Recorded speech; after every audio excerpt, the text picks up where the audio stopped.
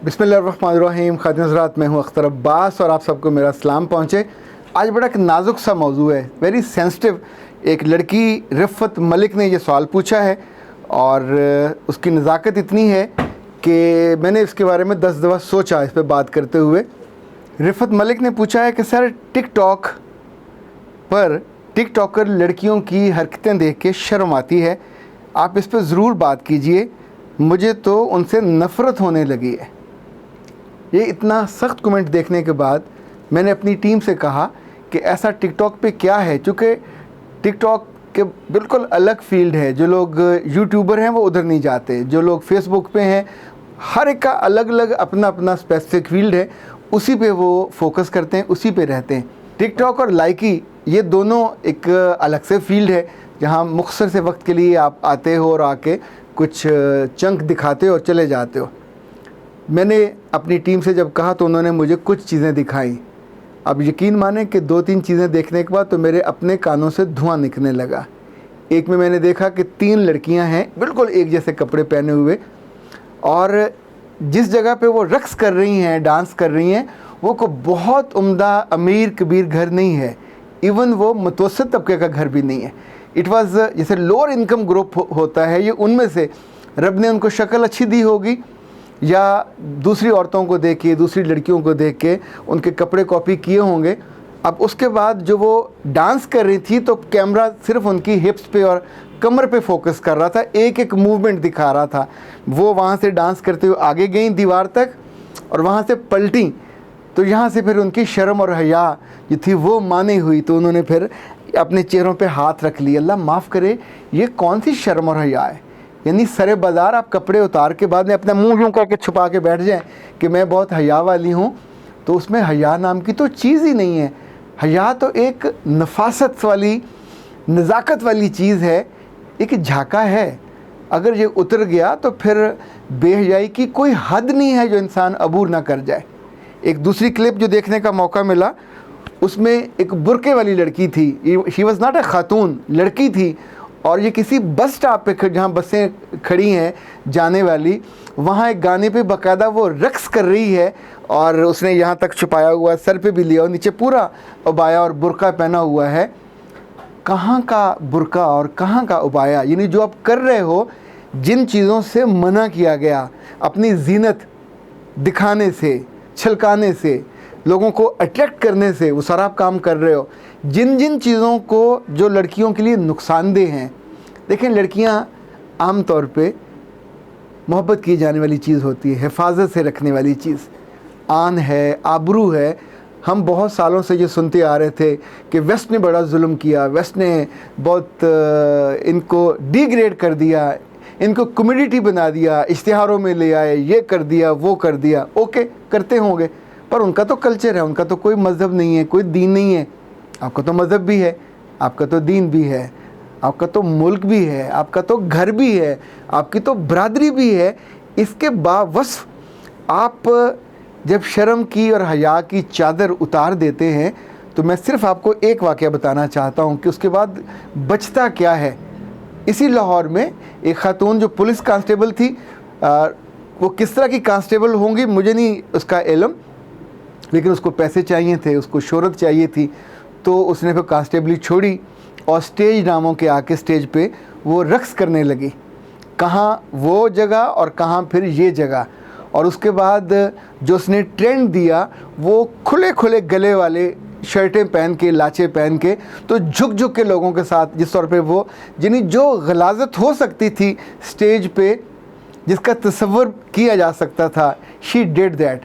पर इस पे भी फिर बस नहीं हुई, चूँकि जब ये झाका खुल जाता है उसके बाद कुछ नहीं बचता। इसी को मुजरा कहा जाता है, मुजरे करने वाली औरतें, मुजरे कराने वाले मर्द।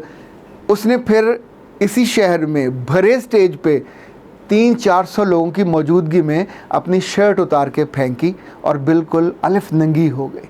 उस पर मुमकिन है उसको वेलें भी हुई हों, उसके ऊपर उसका रेट भी बढ़ गया हो, लेकिन आप सोचिए कि ये एक लड़की नहीं है, ये एक औरत नहीं है, ये वजूद, इसी वजूद की कॉपी हर घर में मौजूद है। उस नंगे वजूद को देखते हुए उसकी अप्रिसिएशन करते हुए, उस पर वेलें देते हुए किसी एक मर्द के बारे में आप सोच सकते हैं कि वो ज़िंदगी में किसी मुक़द्दस और मोहतरम रिश्ते की इज़्ज़त कर पाएगा? वो तो जिसको भी देखेगा उसको नंगा देखेगा। टिकटॉक की रिफ़त मलिक ने जो तवज्जो दिलाई है उसने ढके छुपे लफ्ज़ों में दिखाई है। ये जितनी लड़कियां अपना वजूद दिखा रही हैं, वो अगर कोई चेहरा दिखाती हैं, अपना जिस्म दिखाती हैं साइड से, तो भी उनका बदन नज़र आ रहा होता है। अगर बैक से दिखाती हैं तो उनकी हिप्स नज़र आ रही होती हैं। उसी की मूवमेंट, यानी जिसमें किसी जानवर को शहवत दिलाने के लिए आपको हरकत कर सकते हैं, उसमें कोई इंसानियत बाकी नहीं बचती। दीन मज़हब तो कहीं दूर चला जाता है, फिर आपके अंदर से ना ख़ानदान बाकी बचता है, ना इज़्ज़त नफ्स बचती है। आपने कभी नोटिस किया, बाज़ दफ़ा कोई बच्ची गलती से गुनाह कर बैठती है, किसी ने उसके साथ जुल्म किया, धोखा दिया, और अगर उसके अंदर इंसानियत हो तो रो रो के वापस आ जाती है, फिर दोबारा ऐसे किसी गलीज़ आदमी के साथ नहीं जाती। लेकिन अगर आपके अंदर इंसानियत नहीं है और हैवानियत है और शैतानियत है, तो फिर ज़ाहिर है उसके बाद रास्ता खुल जाता है। वो लड़का, उसके दोस्त, उसके दोस्तों के दोस्त, फिर हर रोज़ बल्कि दिन में कई दफ़ा मर्द उसकी ज़िंदगी में आते हैं, उसके जिस्म से खेलते हैं, उन सबसे वो पैसे लेती है, तोहफे लेती है। कॉल गर्ल क्या होती है?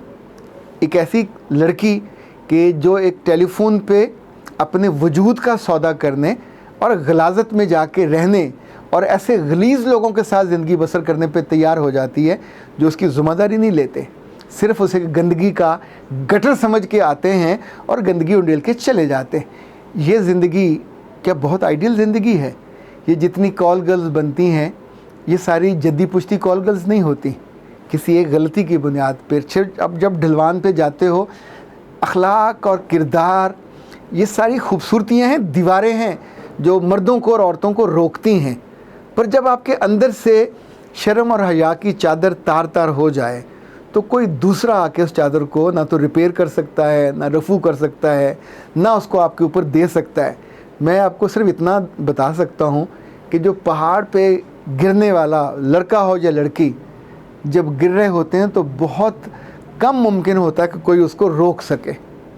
वो अपनी हिम्मत करे, रास्ते में आने वाले किसी पत्थर को, किसी लकड़ी को, किसी दरख्त को पकड़ ले तो शायद आखिरी जाके ज़िल्लत की गहराई में गिरने से बच जाए, वरना लुढ़कते हुए फिर नीचे वहाँ जाके गिरना कि जिसमें जो खाई में उसका वजूद नज़र भी नहीं आता।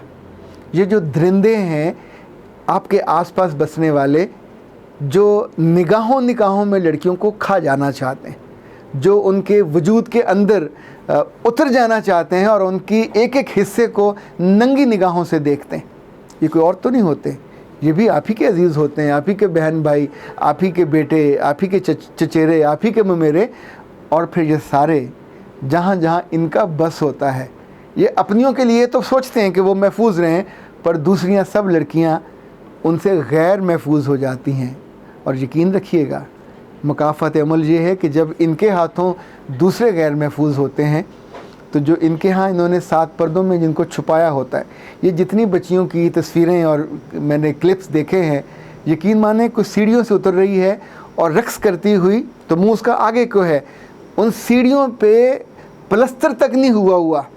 अगर वो छत पे डांस कर रही हैं तो छत ऐसी है कि जिसकी बनेरे और दीवारें भी पूरी नहीं हैं। यानी गुर्बत का ये आलम है कि घर में जो पैसा माँ या बाप या बहन भाई कमाते होंगे वो इतना नहीं है कि घर की कुहुलिया भी प्रेजेंटेबल हो, लेकिन आप अपना वजूद दिखा के, मुमकिन है 1 लाख, मुमकिन है 1 मिलियन या शायद इससे भी ज़्यादा लोगों को, चूँकि गंदगी देखने में तो हर कोई इंटरेस्टेड होता है, पर यह तो आप खुद तय करते हो कि आपने किसी पाकीज़ा पानी की मछली बन के तैरना है या किसी गंदे पानी के कीड़े बन के जीना है।